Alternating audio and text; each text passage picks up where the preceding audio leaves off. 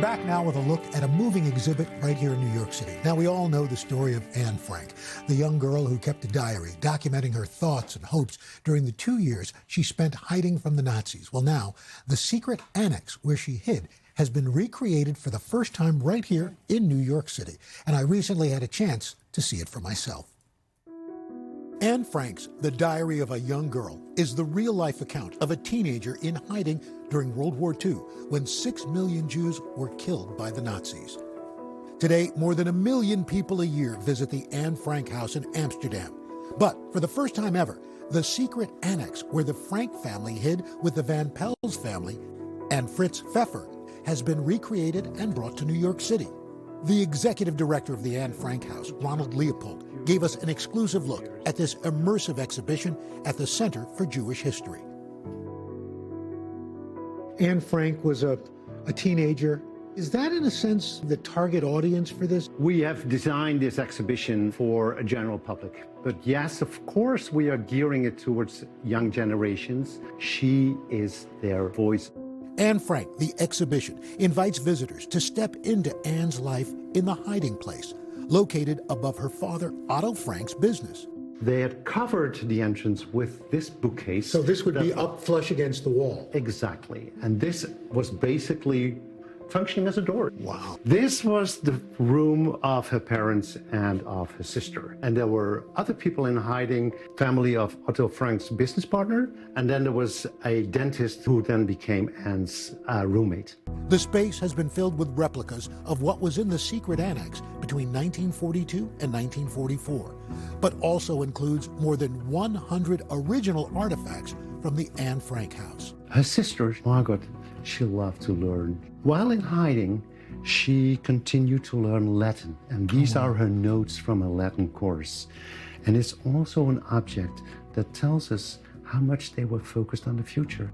Next, Anne's shared room, where she sat at her desk and wrote in her diary, a reproduction on display here. What we see here is that first famous red check diary that she got for her 13th birthday. First weeks when she's still not in hiding with her school friends. And then, of course, after they came here in hiding, it's all a testimony. She actually addressed it with its own name. She addressed it with a name because she was looking for a friend. This diary became her best friend, and she gave it a name, Kitty. The diary gives us an insight in an average teenager. Not just the diary, also the space where we are here. This is her room, and as you can see Hollywood from the stars, clippings, Hollywood stars, royalties. This is the Dutch royal family, Queen Elizabeth II. The diary documented what life looked like not just for Anne, but for all 8 inhabitants of the annex who were arrested after more than 2 years in hiding, all sent to concentration camps around Europe.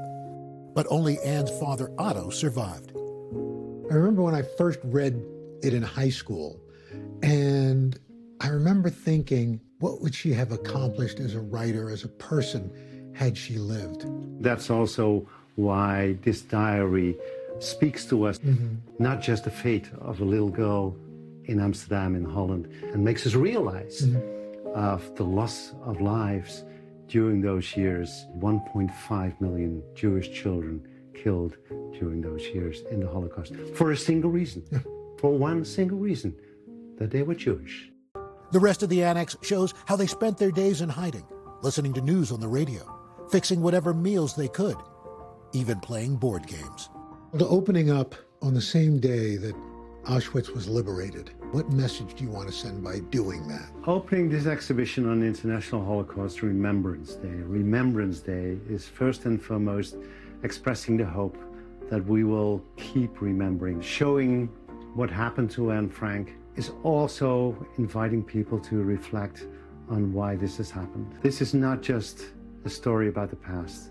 This is also very much a call to action for the present and for the future. Now, while they were in hiding, they actually had helpers on the outside. One of them actually saved the diary after everyone was arrested.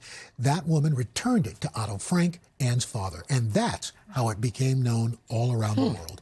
The exhibit remains open here in New York until the end of October. That was fascinating. Yeah, really amazing. You think we know everything. You know the story, about it, right? But boy, there's so much more. All right.